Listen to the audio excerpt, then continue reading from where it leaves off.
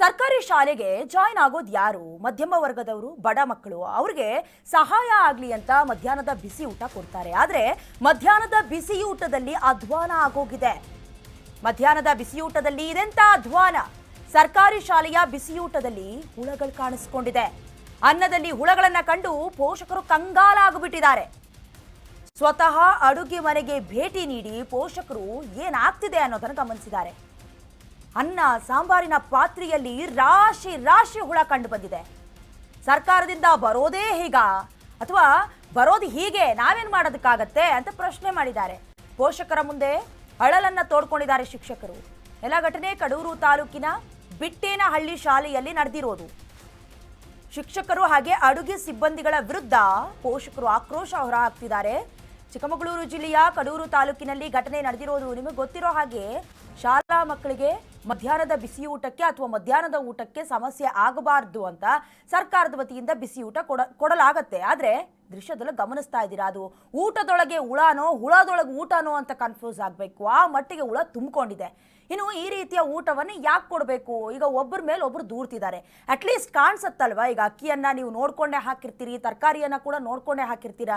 ಅದನ್ನು ತೆಗೆದು ಕ್ಲೀನ್ ಮಾಡಾದರೂ ಹಾಕಬೇಕಾಗತ್ತೆ. ಸ್ವತಃ ಈ ವಿದ್ಯಾರ್ಥಿಗಳ ಪೋಷಕರು ಬಂದು ಗಮನಿಸಿದ್ದಾರೆ. ಮಕ್ಕಳಿಗೂ ಕಂಪ್ಲೇಂಟ್ ಮಾಡಿರ್ತಾರೆ ಯೂಶುವಲಿ. ಅಂದರೆ ಈ ಥರ ಹುಳ ಸಿಗ್ತಾ ಇದೆ, ಯಾರು ಕೂಡ ಗಮನ ಹರಿಸ್ತಾ ಇಲ್ಲ, ಅಥವಾ ಆರೋಗ್ಯಕ್ಕೆ ಸಂಬಂಧಪಟ್ಟಂತೆ ಕೆಲವೊಂದು ಸಮಸ್ಯೆ ಬರ್ತಿದೆ ಅಂತ. ಅದಕ್ಕೆ ಏನಂತಾರೆ ಅಂದರೆ, ಸರ್ಕಾರದಿಂದ ಹೀಗೆ ಬರುತ್ತೆ, ನಾವೇನು ಮಾಡೋದಕ್ಕಾಗತ್ತೆ ಅಂತ ಅಸಡ್ಡೆಯಿಂದ ಉದಡತನದಿಂದ ಉತ್ತರ ಕೊಡ್ತಿದ್ದಾರೆ. ಇದಕ್ಕೆ ಸಂಬಂಧಪಟ್ಟಂತೆ ಆಡಳಿತ ವರ್ಗ ಆಗಿರಬಹುದು ಅಥವಾ ಸರ್ಕಾರ ಉತ್ತರ ಕೊಡಬೇಕು. ಹುಳ ಕೊಡ್ತಿರೋ ಅಥವಾ ಸರಿಯಾದ ದಿನಸಿ ಕೊಡ್ತಿರೋ ಅಂತ.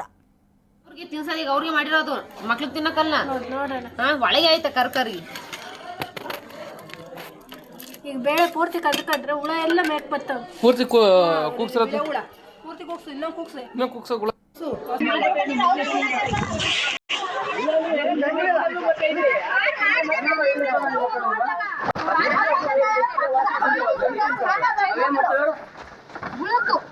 ಎಲ್ಲ ವಿಡಿಯೋ ಮಾಡ್ತಾರೆ. ಏನಾಗಬೇಕು ಮಕ್ಕಳು? ಎಲ್ಲ ವಿಡಿಯೋ ಮಾಡ್ತಾರೆ. ಯಾಕೆ ಮಾಡ್ತೀರಾ? ಮಾಡಂಗಿಲ್ವಾ ಸರ್? ಹಾಗೆ ಸರ್, ಈ ಶಾಲೆ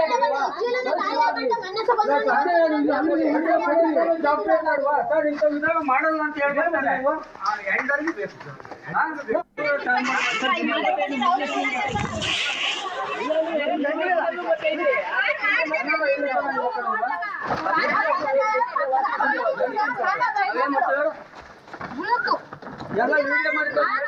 ಏನಾಗಬೇಕು ಮಕ್ಕಳು? ಎಲ್ಲ ವಿಡಿಯೋ ಮಾಡ್ತಾರೆ. ಯಾಕೆ ಮಾಡ್ತೀರಾ? ಮಾಡಂಗಿಲ್ವಾ ಸರ್? ಹಾಗೆ ಸರ್.